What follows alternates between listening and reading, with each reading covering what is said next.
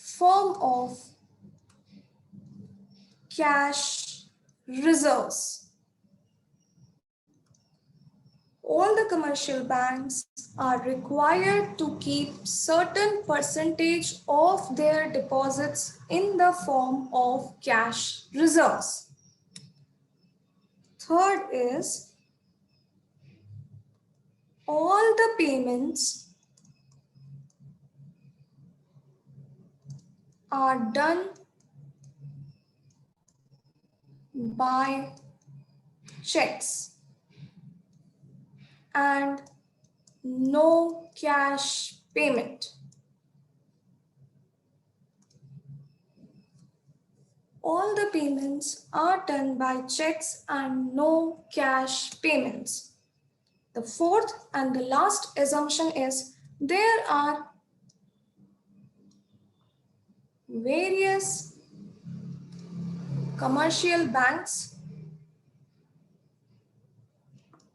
There are various commercial banks like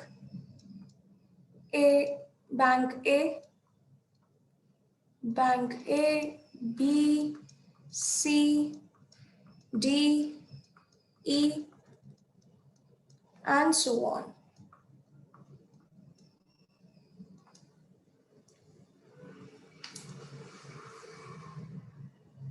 Yes.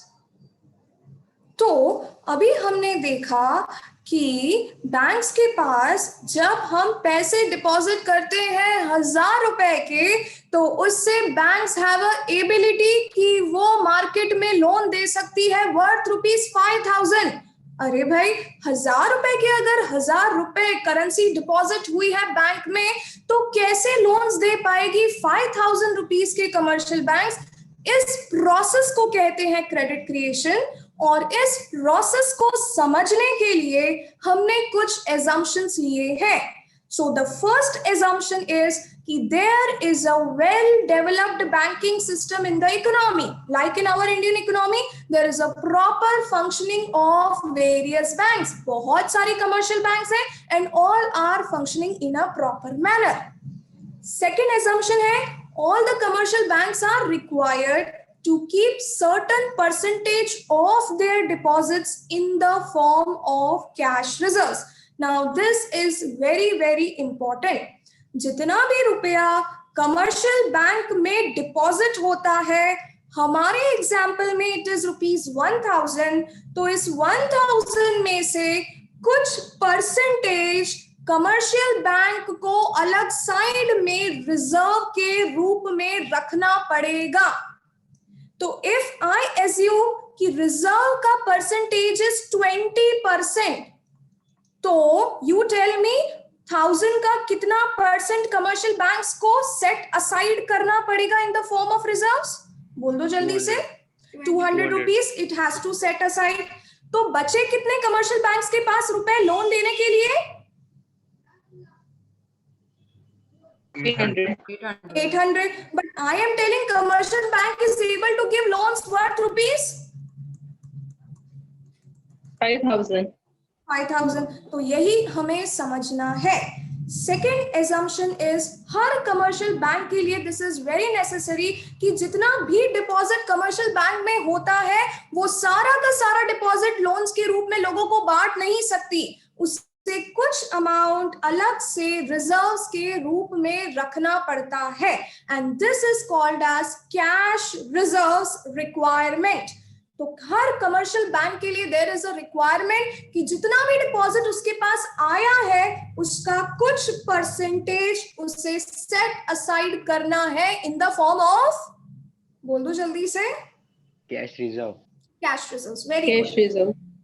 Yes. Now the third assumption is all the payments are done by checks and no cash payment. Economy में हमने ये assume किया है कि all the transactions are banking transactions. अगर आपको UL को fees भरनी है, you will be paying it through check.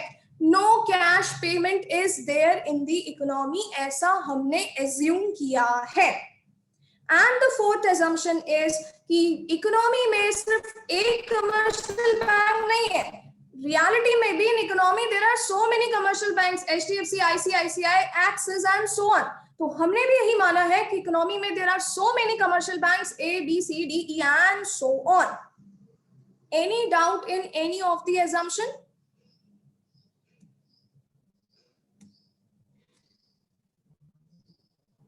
No, ma'am. Any doubt in any of the assumption?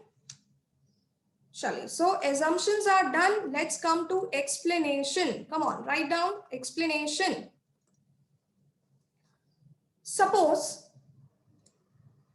Mr. X deposits ₹1,000 in bank A. Suppose Mr. X deposits ₹1,000 in bank A.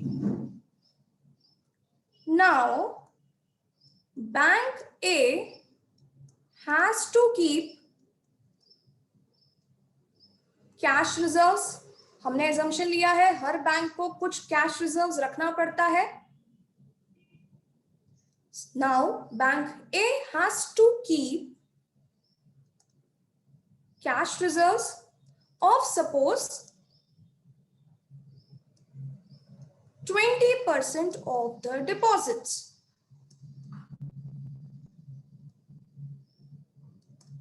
20% of the deposits. So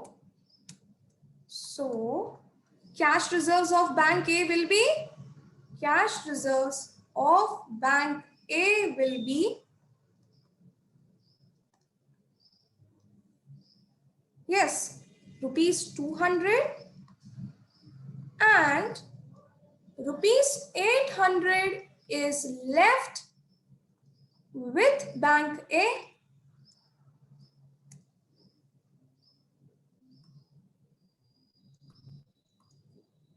which it can give as loans, which it can give as loans. Any doubt till here? Mr. X ने 1000 रुपए डाले commercial bank में save किए. Commercial bank के लिए हमने cash reserve ratio कितना percent लिया है हमारे एग्जाम्पल में? 20%. Yes, so commercial bank A has to keep aside ₹200 and what is the remaining amount left with the bank A? 800. 800 which it can give to someone else? On loan. Loan. Which commercial bank का काम क्या होता है? What does commercial banks do? वो लोगों से savings accept करती है और उनकी savings को किसी और को क्या दे देती है? उस savings का use करके किसी और को क्या देती है? Loan.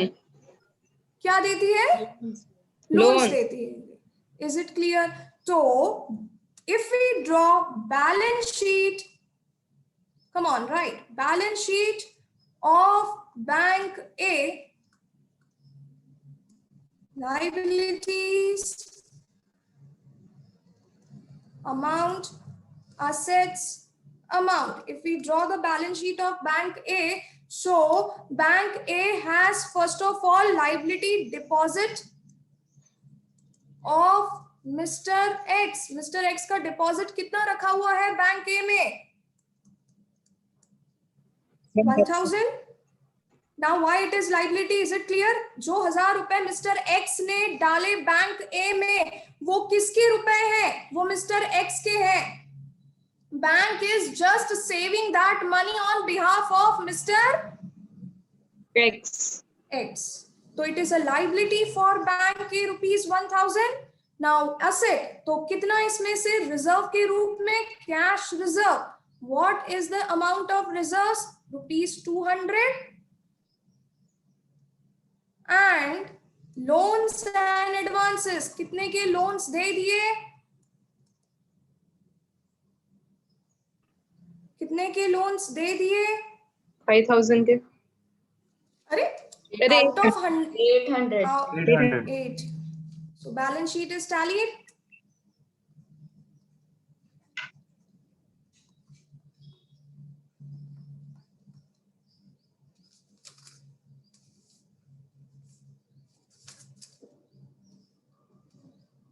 Now, rupees 800 is given as loans to Mr. Y. 800 रुपए लोन दे दिया किसको? मिस्टर वाई को.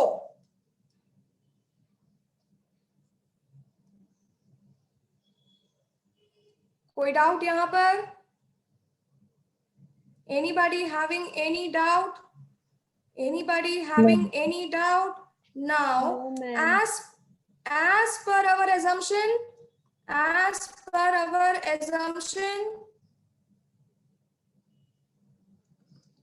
Mr. Y will not encash it. Mr. Y उस पैसे कैश में नहीं निकालेगा. हमने क्या assumption लिया है? All the payments are done through checks.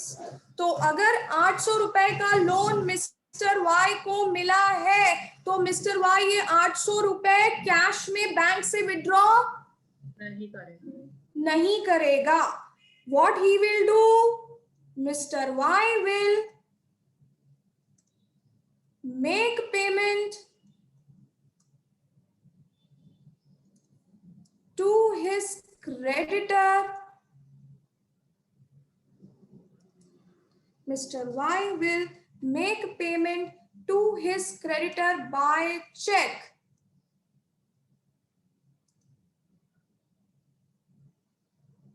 Suppose the creditor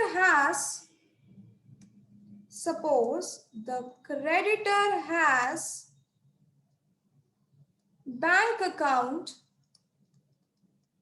in bank B. Suppose the creditor has bank account in bank B. चलिए फिर से थोड़ा सा रिकैप करते हैं. 800 रुपए का लोन दिया है मिस्टर वाई को. मिस्टर वाई को ये 800 रुपए अपने क्रेडिटर को क्या करने थे? Make payment. मिस्टर वाई को 800 रुपए देने थे अपने क्रेडिटर को. तो मिस्टर वाई कैश से पेमेंट नहीं करेगा. He will draw a check of how much rupees? कितने रुपए का चेक बनाएगा देने के लिए? 800 रुपीस का चेक बनाएगा क्रेडिटर को देने के लिए. अब क्रेडिटर का अकाउंट कौन सी बैंक में है? Bank B. अगर चेक क्लियर हो गया तो क्रेडिटर के अकाउंट में कितने रुपए आ जाएंगे? 800 रुपीस. 800 रुपीस आ जाएंगे क्रेडिटर के अकाउंट में. And the creditor has account in bank B. So bank B will receive rupees 800. Bank B के पास आ गए कितने रुपए? 800 rupees. Is it clear? Understood? Once again, creditor is getting rupees 800 from Mr. X. नहीं, Y. Mr. Y से 800 rupees मिले creditor को. अब क्रेडिटर का अकाउंट तो कौन से बैंक में है? Bank B. तो बैंक बी में कितने रुपए आ गए? 800 आ गए. चलिए तो बैंक में अगर 800 रुपीस आ गए सो अगेन बैंक बी को कितने रुपए असाइड करने हैं इस 800 में से? Again bank B has to keep aside 20% of the deposits. Bank B has to keep aside 20% of the deposits as cash reserves.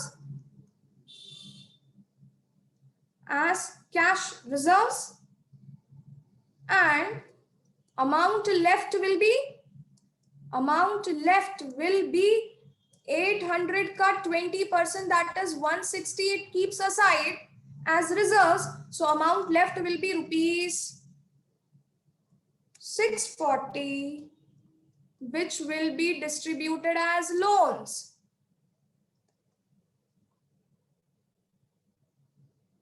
which will be distributed as loans,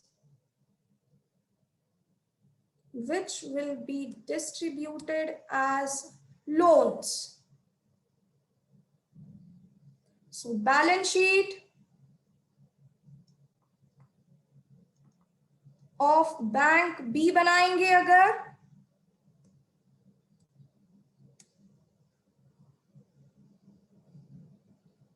liabilities amount, assets amount.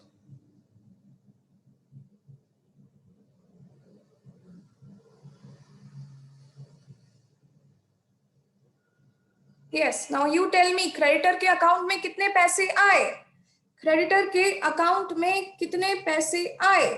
800.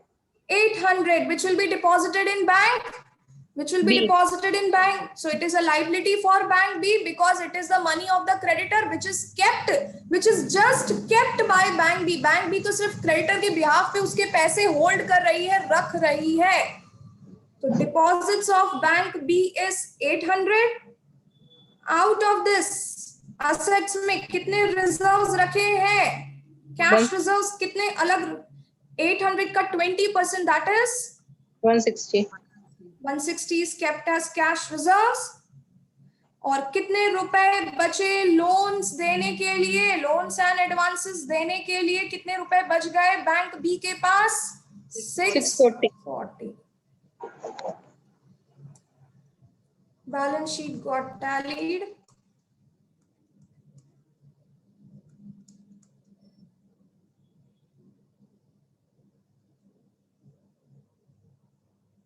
Yes, Isha ask if you have some doubt. Ma'am अगर same bank हो तो भी reserve निकालना पड़ेगा? Yes. Every time जितना भी deposit हुआ है, हर डिपॉजिट का 20% has to be kept aside. Okay ma'am. Done till here. अब मुझे बताइए, जो क्रेडिटर को 800 रुपए मिले हैं, क्रेडिटर भी तो कहीं ना कहीं है 800 रुपए, क्रेडिटर भी तो कहीं ना कहीं है 800 रुपए. बोलने की कोशिश करो, क्या करेगा? डिपॉजिट सेव करेगा, पेमेंट करेगा. This 800 rupees has to be paid. खाने पीने ओढ़ने के लिए खर्चा तो करना पड़ेगा. And all the expenses are paid only by, as per our assumption, only Check. by check. तो ये 800 रुपए में से भी कुछ रुपए या पूरे के पूरे 800 रुपए अब आप रिपीट करेंगे. क्रेडिटर किसी और को पे करता है तो ये 800 रुपए किसी और के बैंक अकाउंट में डिपॉजिट. मान लीजिए उन्होंने मिस्टर राम को पे किया है. Mister Ram is having bank account in now bank C में उसका अकाउंट है. तो ये कितने रुपए लोन्स एंड एडवांसेस के? 640 रुपीज. अगेन देखिए, वापस से सुनिए मेरी बात, ये loans and advances bank B दे सकती है रुपीज 640 के. नाउ बैंक बी ने भी अगर 640 किसी को लोन दिया है तो उसके अकाउंट में 640 रुपीज आ गए, और वो भी तो किसी और को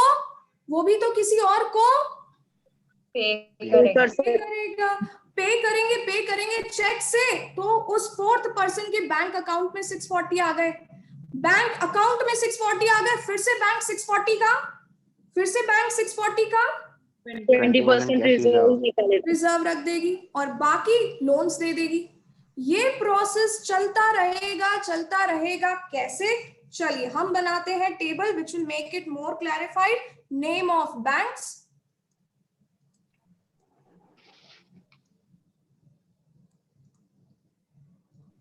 प्राइमरी डिपॉजिट,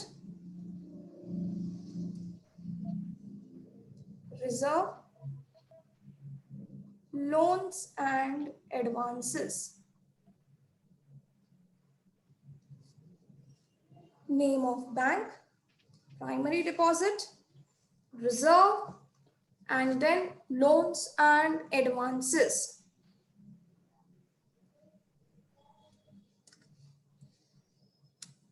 Yes, चलिए शुरू से करते हैं.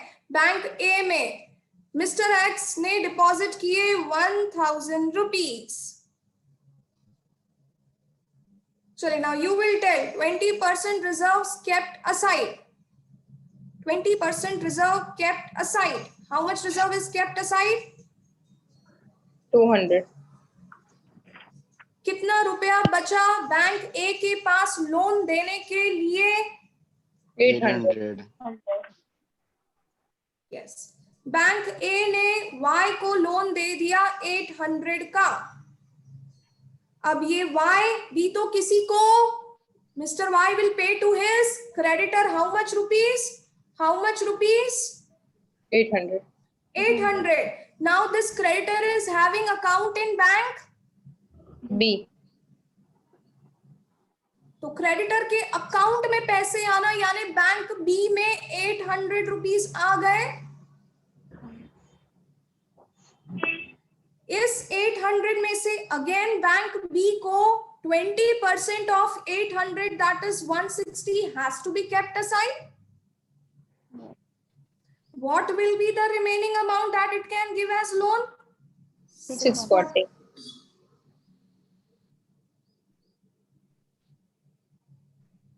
Now this creditor is also making payment. Creditor ने भी 640 का पेमेंट किया किसी को पेमेंट किया 640, किसी को पेमेंट हुआ तो दूसरी बैंक में कितने रुपए आ गए?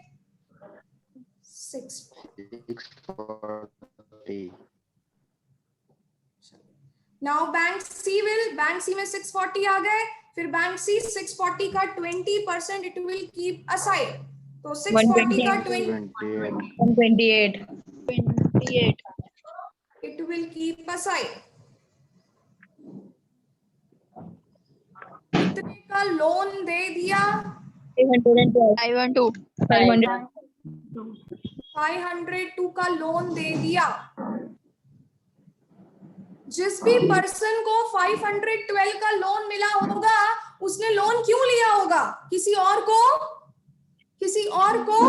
पे करने के लिए। तो जिस पर्सन ने 512 का लोन लिया है वो भी किसी को पे करेगा जिसका अकाउंट हम मान लेते हैं बैंक डी में है। तो जिस व्यक्ति ने 512 का लोन लिया है वो भी अगर किसी को पे कर रहा है जिसका अकाउंट बैंक डी में है तो बैंक डी में कितने रुपए आ गए? 512। 500. चलिए नेक्स्ट, नाउ 512 का भी bank D has to 20% is 102.4. 102 ले लेते हैं। What will be the remaining amount? 409.3. 410. फिर लोन कितना दे दिया बैंक ने? Loans and advances bank D ने कितना दिया है? 410. मान लीजिए इस बार आपने बैंक डी से लोन लिया है 410 का। आपने बैंक से लोन लिया है आपकी यूविल की फीस पे करने के लिए। Now you will has a account in bank E. तब आपने जब, प्लीज म्यूट हो जाइए 2 मिनट, आपने जब 410 रुपए का लोन लिया है यूविल को पे करने के लिए तो आपने पे किया चेक से यूविल के अकाउंट में यानी बैंक ई में कितने रुपए आ गए? 410. नाउ बैंक ई क्या करेगी? इस 410 को का भी क्या करना जरूरी है? 20%. It has to keep 82. aside. और 3 to 8. लोन्स दे देगी। ऐसे फिर अब आप बोलेंगे हम लिखेंगे नहीं, आप मुझे बोलेंगे अब फिर कितने का लोन? 328 का लोन दिया है तो जिसको 328 का लोन मिला होगा वो भी ये 328 कभी ना कभी, आज नहीं कल नहीं, आधा आधा करके ये 328 किसी को पे करेगा। तो बैंक अकाउंट में, दूसरी बैंक अकाउंट में कितने रुपए आ गए? लिखने की जरूरत नहीं है, बताइए बस कितने रुपए आ गए? 328. फिर बैंक क्या करेगी? हर डिपॉजिट का 20%. 20%. और बाकी का बचा हुआ बैंक क्या कर देगी, किसी और को Loans and लोन्स दे दे। ऐसे this process will continue till reserves become equal to rupees 1000, which was the initial deposit.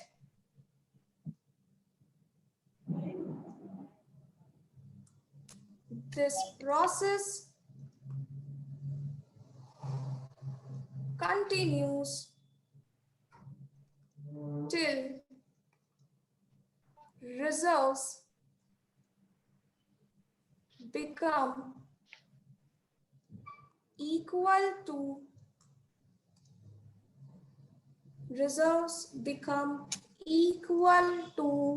initial deposit.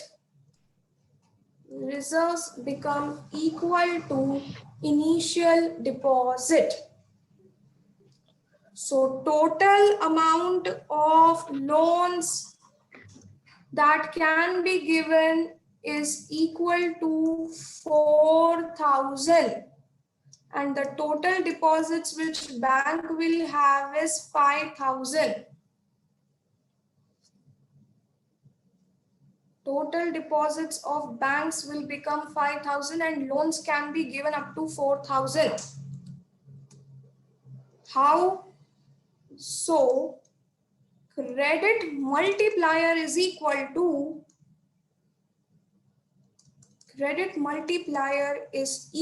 to 1 upon cash reserve ratio. 1 upon cash reserve ratio. That is 1 upon cash reserve ratio. Reserve रखना हमने कितना माना है? 20%. That is 1 upon 20 by 100. That is equal to 100 will go up 100 by 20 यानी 5 times. So by rupees 1,000 initial deposits. So by rupees 1,000 initial deposit, bank has created total deposit of rupees 5,000. That is 1,000 का 5 times.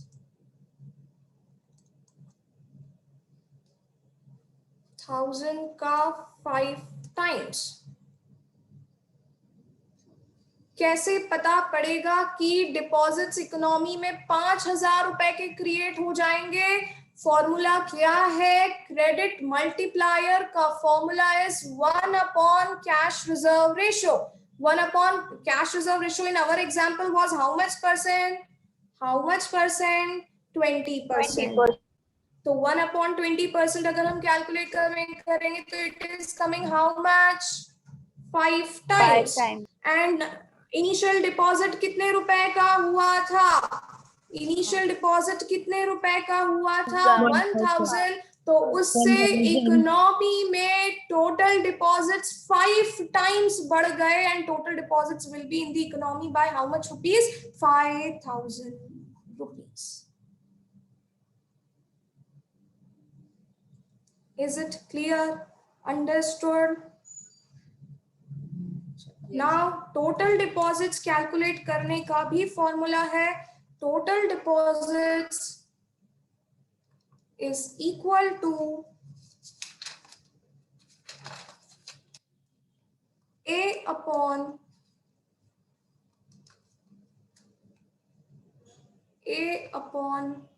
1 minus A upon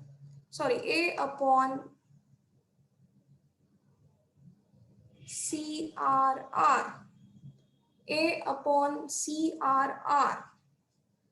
A is A is equal to initial deposit.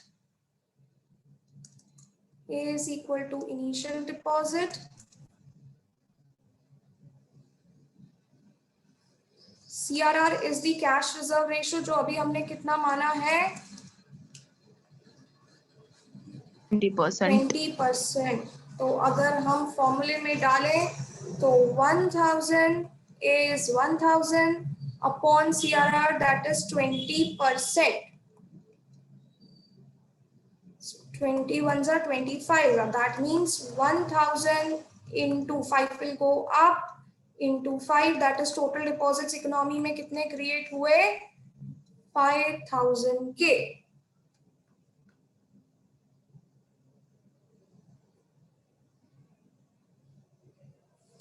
Also, there is one more formula for total deposits. Also, there is one more formula for total deposits.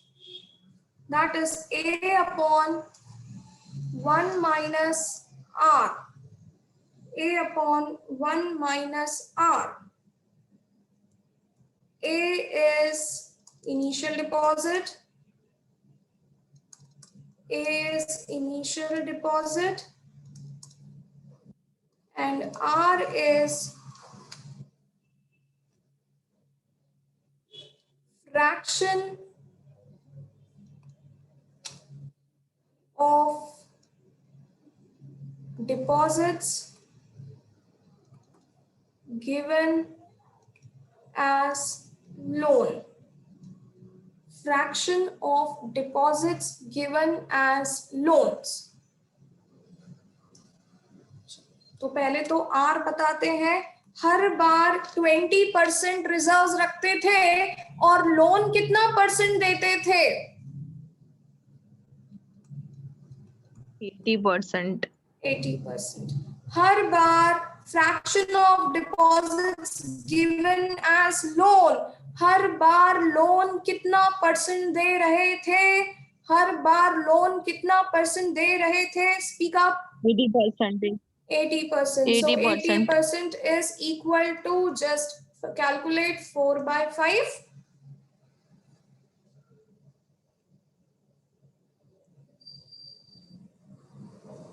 चलिए फिर से formula में लगते हैं. A is initial deposit. What is the initial deposit? 1000 upon 1 minus, yes, R कितना आया हमारा, R कितना आया हम 4 by 5. तो 1000, come on, 1 minus 4 by 5 is,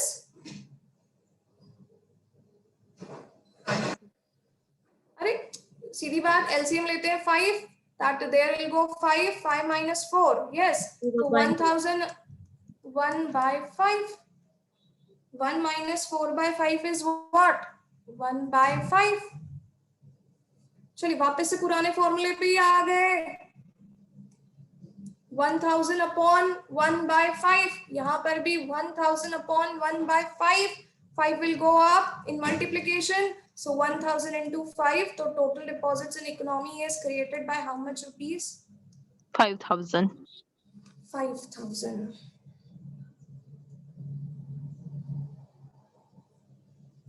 पूरा प्रोसेस फिर से समझते हैं. इन केस किसी को भी नहीं समझ में आया है तो चलिए मेरे साथ साथ रिवाइज करते जाइए. क्या हुआ सबसे पहले,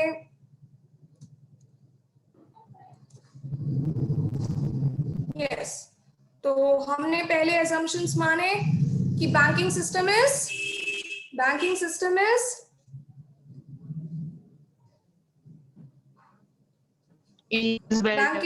is well developed in economy.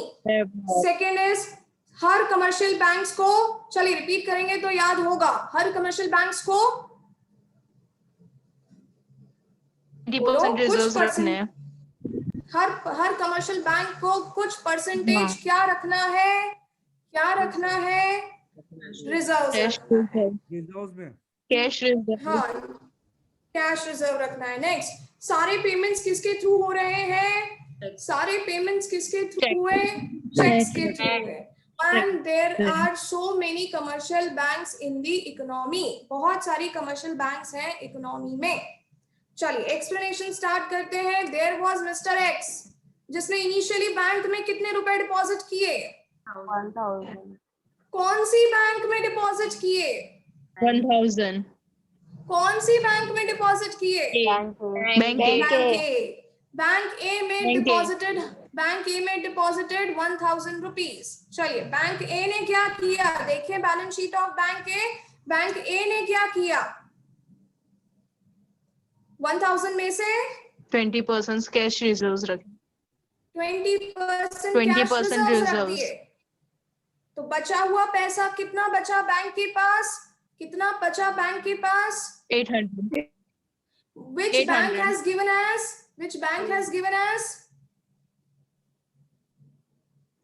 Which bank has given? loans and Loan। advances। Loan दे दिया। किसको लोन दिया? मिस्टर वाई को लोन दिया। कितने रुपए का? कितने रुपए का लोन दिया? 800 का लोन दे दिया। अब मिस्टर वाई को ये 800 रुपीज अपने क्रेडिटर को पे करने थे। तो 800 रुपीज किसके अकाउंट से? वाई के अकाउंट से निकलकर कहाँ चले गए? बैंक बी में। बैंक बी Creditor के में, पास। क्रेडिटर के पास। Very good. And creditor is having account in bank B. B. तो B। बैंक बी में, तो बैंक बी में क्रेडिटर के पास पैसे आ गए। क्रेडिटर का account is in bank B, तो यानी बैंक बी में डिपॉजिट हो गया कितने रुपए? 800। अब बैंक बी जितना डिपॉजिट आया है 800 का, उसमें से क्या करेगी? kept his cash reserves. बचा हुआ क्या कर Loans देगी and लोगों को? advances। तो bank B will be able to give loan of how much rupees? 640। Now you are taking loan of 640 from bank B. आपने लोन लिया 640 का बैंक बी से। आपको पेमेंट करना था यूविल को। तो यूविल का अकाउंट इज इन, मान लो, बैंक सी। आपने पे कर दिया यूविल को 640। पे कर दिया यानी बैंक सी में कितने रुपए आ गए यूविल के अकाउंट में? 640। फिर बैंक सी क्या करेगी? 20% कैश रिजर्व रखेगी। और बाकी का फिर लोगों को क्या दे देगी? Loan and advance. Loans and Loans दे देगी। एडवांसेस। फिर जिनको लोन्स मिलेंगे वो भी तो किसी और को